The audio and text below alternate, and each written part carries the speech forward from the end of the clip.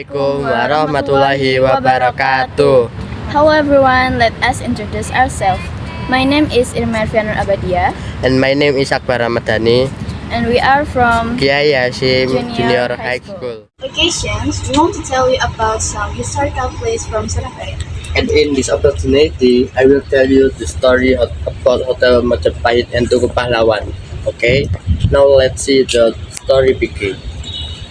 Tugu Pahlawan in Surabaya is one of Indonesia's most iconic and important monuments, commemorating in the Battle of Surabaya on November.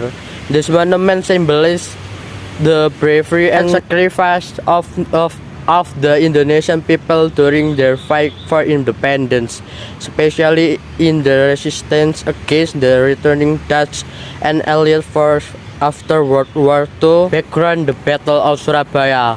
After Indonesia declared independence on Agustus, tension escalated between Indonesian nationalists and the returning Allied forces, which were tasked with disarming the Japanese and reestablishing control. However, many of these Allied forces, particularly the British and Dutch, sought to restore Dutch colonial rule over Indonesia, leading to widespread resistance from Indonesians. Surabaya, as one of the most important cities in Indonesia, became a flashpoint in the struggle. The conflict came to a head when Brigadier General A.W.S. Malpi, a British commander, was killed in Surabaya on October 13, 1945, sparking a full-scale battle. In response, the British launched a major military offensive to retake the city on November 10, 1945. The battle was fierce and brutal, lasting for several weeks.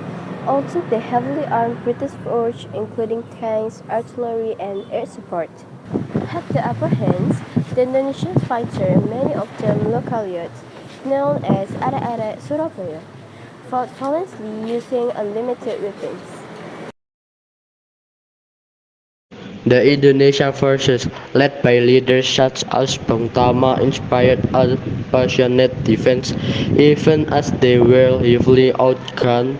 The battle eventually resulted in thousands of deaths on both sides, but it became a significant moment in the Indonesian struggle for independence.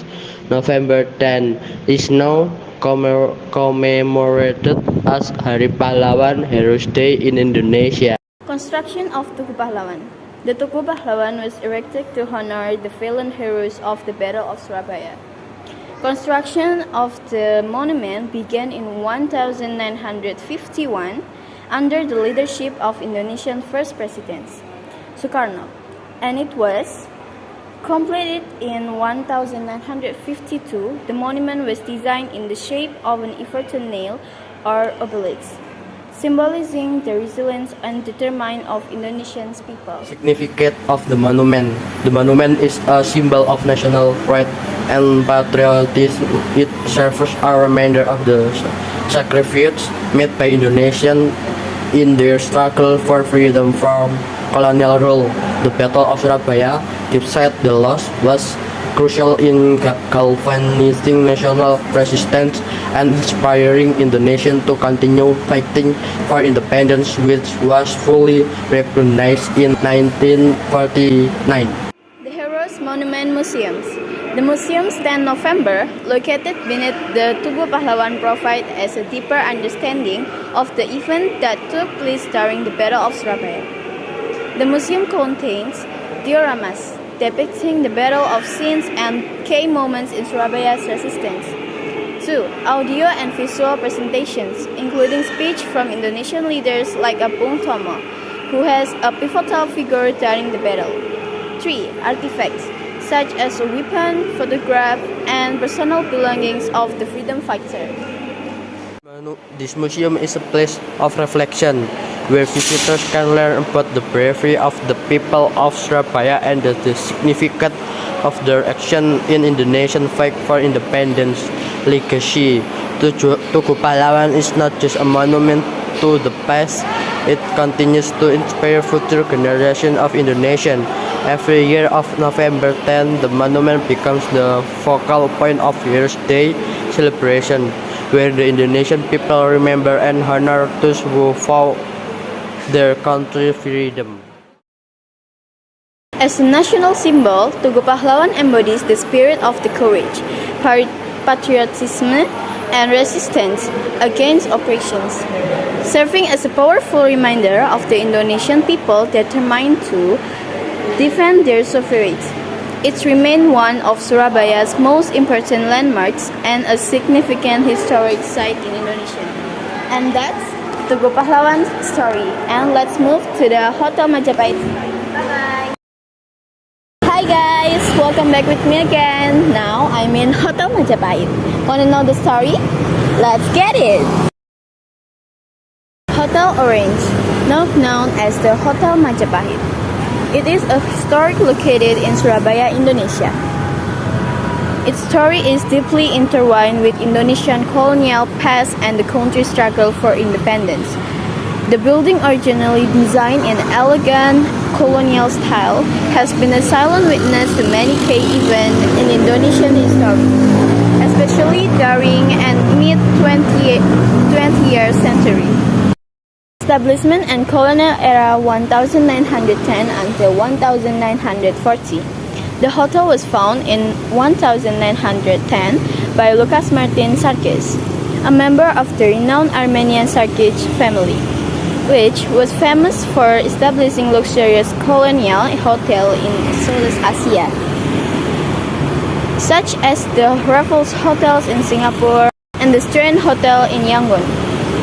The hotel was initially named Hotel Orange, after the Dutch royal family, reflecting Indonesia's status as a colonial of the Netherlands at the time. Hotel Orange quickly became one of the most prestigious hotels in the Dutch East Indies, now Indonesia. Its luxurious design, featuring Art Deco and Europe influence, made it a favorite among the colonial elite, government officials, and international visitors.